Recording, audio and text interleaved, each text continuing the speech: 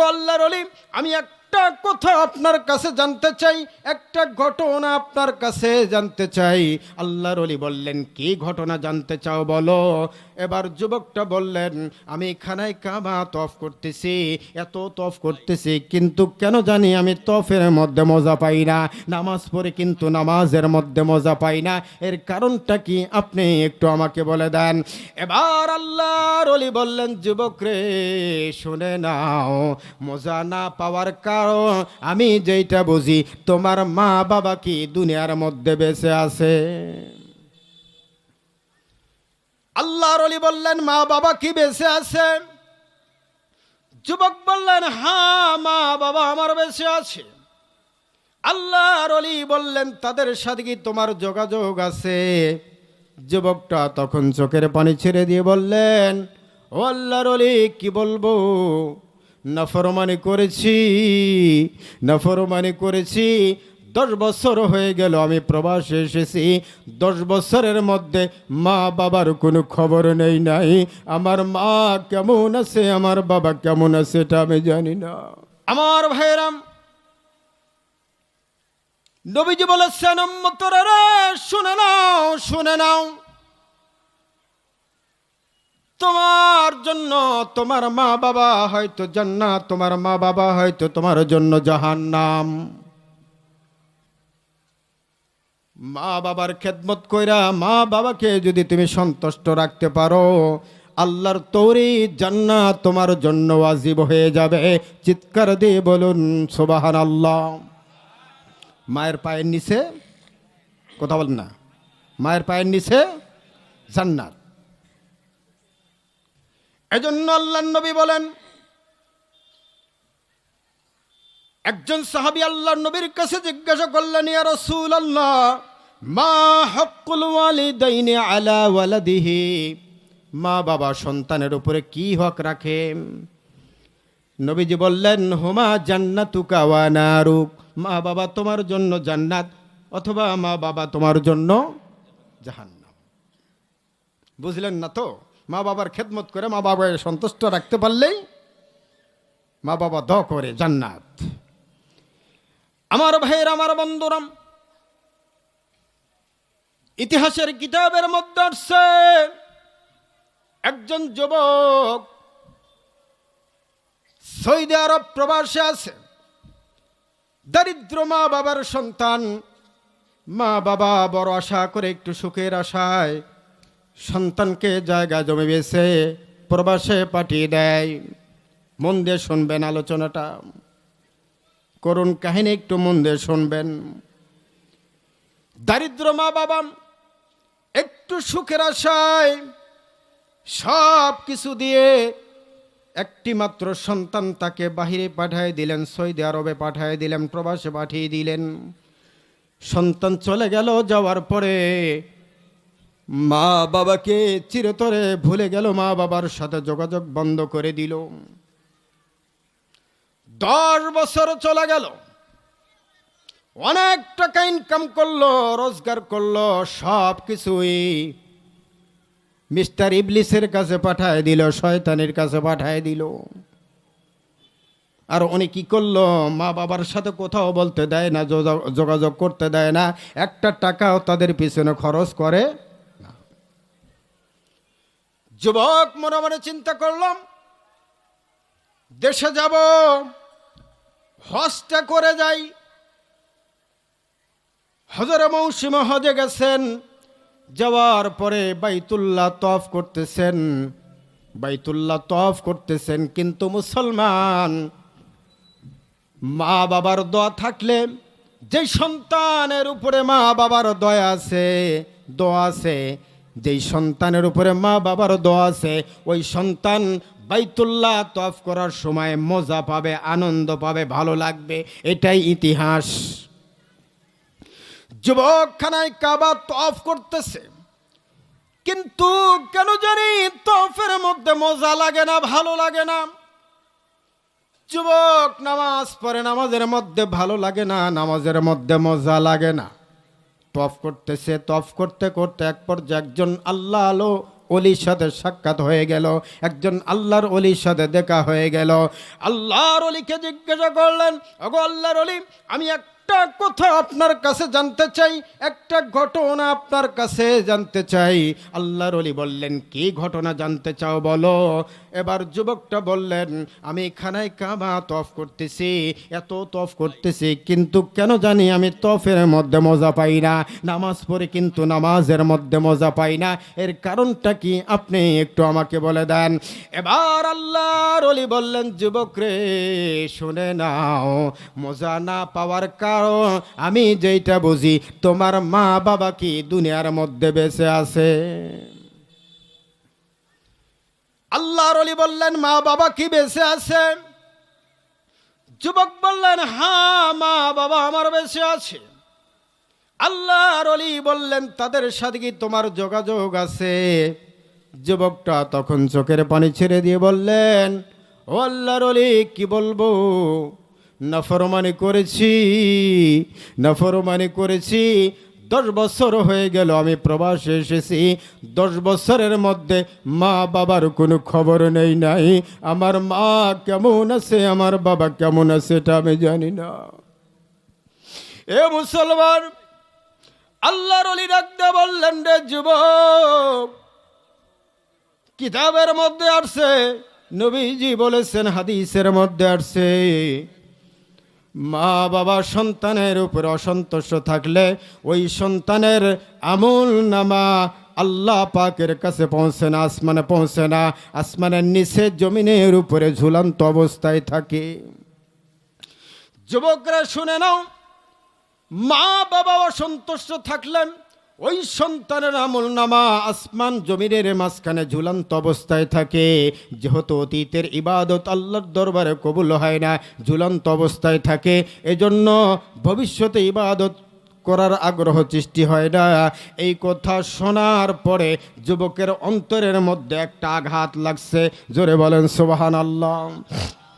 আল্লাহর ওলি বললেন, মা বাবা, হাদিসের মধ্যে আছে, নবীজি বলেছেন, মা বাবা সন্তানের প্রতি অসন্তুষ্ট থাকলে সেই সন্তানের আমল নামা আল্লাহর দরবারে যায় না, আসমান জমিনের নিচে ঝুলন্ত অবস্থায় থাকে। যেহেতু অতীতের ইবাদত আল্লাহর দরবারে যায় নাই, এই জন্য ইবাদতের মধ্যে মজা লাগে না, ভালো লাগে না, ভবিষ্যতে ইবাদত করার আগ্রহ সৃষ্টি আর হয় না।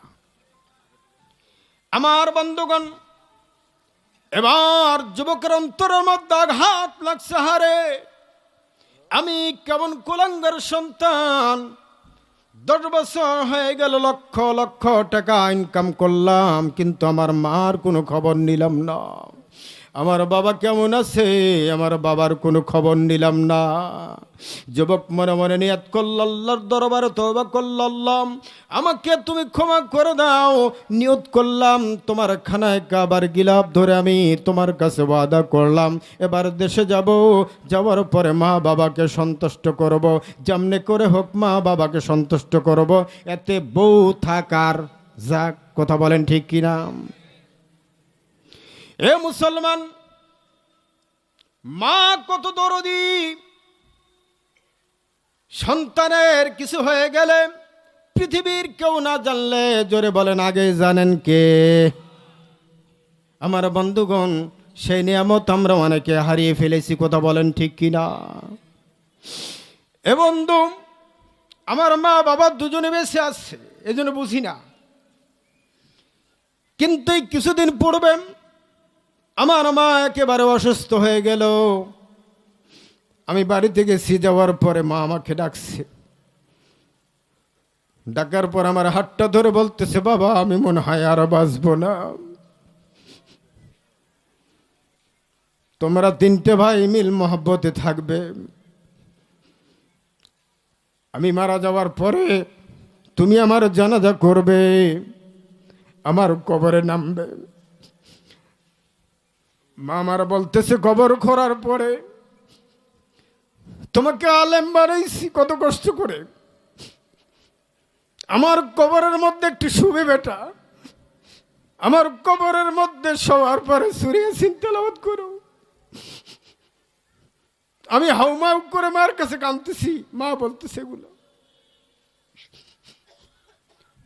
ও বাবা, তোমার জন্য অনেক কষ্ট করেছি, আমি মারা যাওয়ার পর আমাকে ভুলো না। আমার কবরের পাশে প্রতিদিন চাইবে আমাকে করণ খতম শোনাইবা। ওয়াদা করো বেটা, আমার কাছে ওয়াদা করো। নামাজে ঘাটতি করো না, নামাজে অবহেলা করো না, আমার কাছে ওয়াদা করো। আমার ভাইরাম, মার কান্না আমি সহ্য করতে পারলাম না, হাউমাউ করে কেঁদে মাকে সান্ত্বনা দিয়ে আসলাম, মা তোমার কিচ্ছু হবে না, আল্লাহ তোমার হায়াতের মধ্যে বরকত দান করবে। মাদ্রাসা চলে আসলাম, শেষ রাত্রে উঠে তাহাজ্জুদের নামাজ পড়ে আল্লাহর দরবারে হাউমাউ করে কেঁদেছি মার জন্য। আল্লাহ আমার মার হায়াতের মধ্যে বরকত দান করে দাও। আমার মাকে অবশ্যই তুমি নেবা, কিন্তু এত তাড়াতাড়ি নিও না আল্লাহ। আমার দর খুনি আমার মাকে এত তাড়াতাড়ি নিও না আল্লাহ। আমার মাকে সুস্থ করে দিয়েছে, আপনারা দোয়া করেন আমার এই নিয়ামত যেন আল্লাহ আরো দীর্ঘদিন তাদেরকে দুনিয়ার মধ্যে রাখে। আমার দর খুনি আমার মা, আমার বাবাকে যেন আল্লাহ তাআলা নেক হায়াতের মধ্যে বরকত দান করে। আমাদের সবার বাবা মা যারা বেঁচে আছে তাদের সকলের হায়াতের মধ্যে যেন বরকত দান করে। সকলে বলেন আমিন।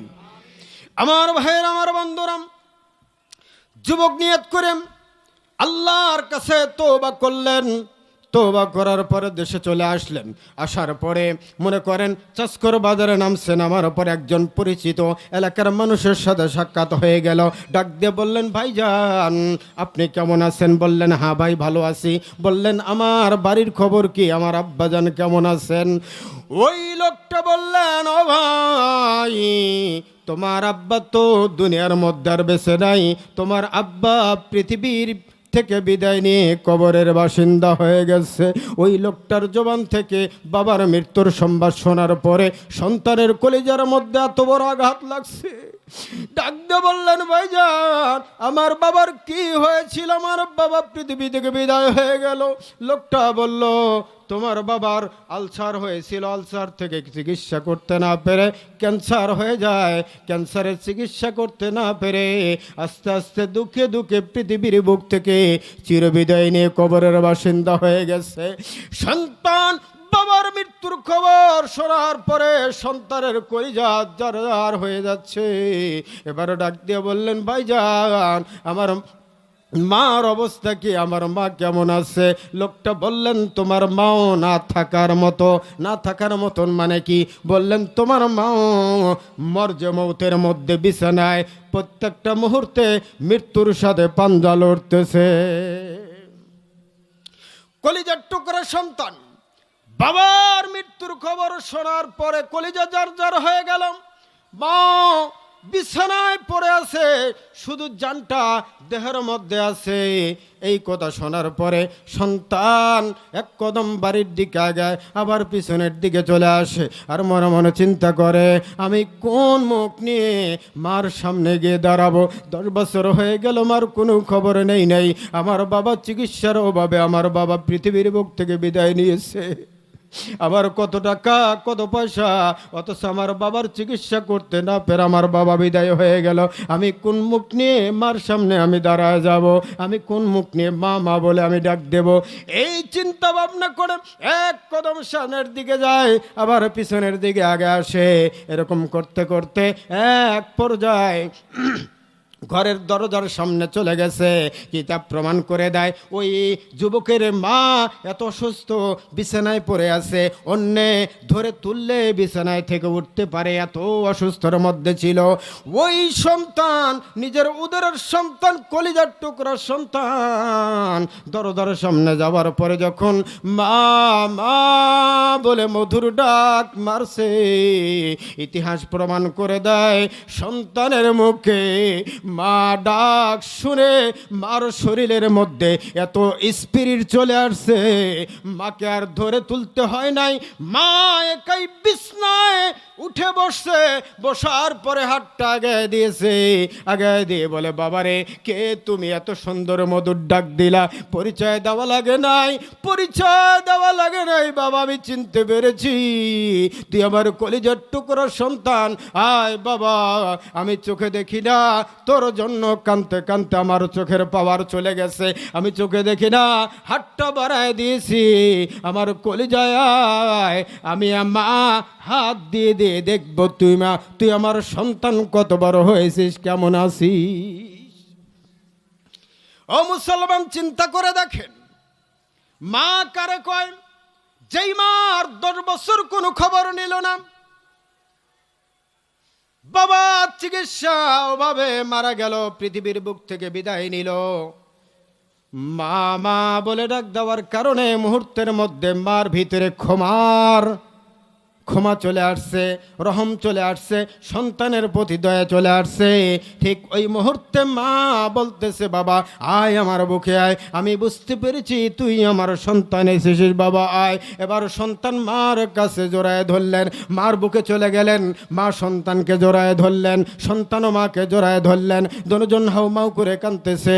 ঠিক এই পর্যায়ে সন্তান বললেন, মা তোমাকে একটা কথা আমি জিজ্ঞাসা করি মা, সঠিক জবাব দিবা। ও মা, আমি তোমাদের এমন কুলাঙ্গার সন্তান, 10 বছর পর্যন্ত তোমাদের কোনো খবর নেই, খোঁজ খবর নেই, তোমাদের জন্য কোনো রকম টাকা পয়সা পাঠালাম না। আমার বাবা চিকিৎসার অভাবে পৃথিবীর বুক থেকে বিদায় নিয়ে খবরের জগতে চলে গেছে, তুমি মা মরণপূর্ণ অবস্থায়, আমি তোমাকে মা বলে ডাক দেওয়ার সঙ্গে সঙ্গে আমাকে তুমি সন্তান বলে পরিচয় দিয়ে আমাকে বুকের সাথে জড়ায় ধরলা, একবারও তো বললা না তোর মতন কুলাঙ্গার সন্তান দরকার নাই, আমার সামনে থেকে চলে যা। সন্তান যখন মাকে এমন প্রশ্ন করলো, মা তখন জবাব দেয়, প্রত্যেকটা মার একটি জবাব ভাই, আমার মারও একই জবাব, আপনার মারও একই জবাব, প্রত্যেকজনের মা বাবার একই জবাব। মা এবার জবাব দিচ্ছে, বাবা তোকে 10 মাস 10 দিন গর্ভে ধারণ করেছি, কত কষ্ট করেছি, তারপরে প্রসব বেদনা সহ্য করেছি, আস্তে আস্তে তিলে তিলে তোকে বড় করেছি, কোনো কিছু পাবার আশা নাই, কোনো কিছু পাবার জন্য করি নাই রে বাবা, মার দায়িত্ব পালন করেছি। জোরে জোরে বলেন সুবহানাল্লাহ। কার দায়িত্ব পালন করেছে? মার দায়িত্ব পালন করেছে। একটু জিকির করি লা ইলাহা, আর জোরে লা ইলাহা,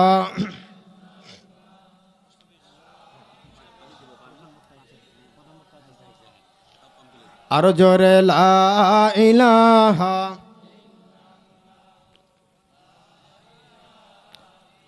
লা ইলাহা ইল্লাল্লাহু মুহাম্মাদুর রাসূলুল্লাহ সাল্লাল্লাহু আলাইহি ওয়াসাল্লাম। ও বন্ধু, সেই মা কিন্তু আমাদের আছে, আমরা মার সন্তান, মার মাধ্যম দিয়ে কিন্তু আমরা পৃথিবীতে আসছি, কথা বলেন ঠিক কিনা?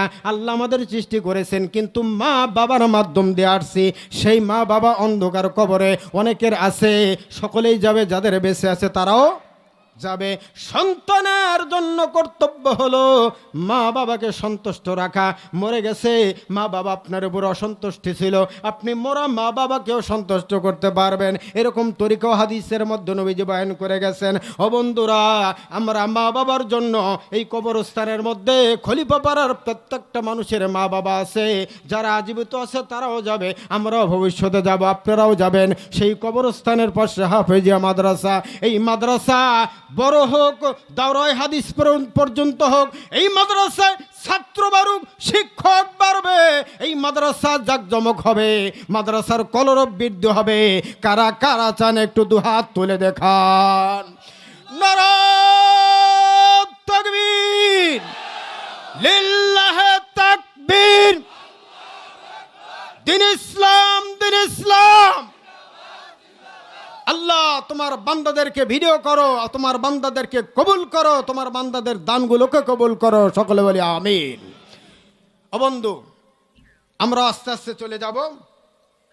সকলে আমাদের মা বাবা এখানে আছে। সর্বপ্রথম আল্লাহর কোন বান্দা আছি দেখি, মার মাধ্যম দিয়ে আসছি। মা অত্যন্ত বড় নিয়ামত, যারা হারিয়েছে তারা বোঝে। আমরা যারা হারাই নাই, বুঝতে পারি নাই, মা হলো দেওয়ার খনি। সেই মা বাবার জন্য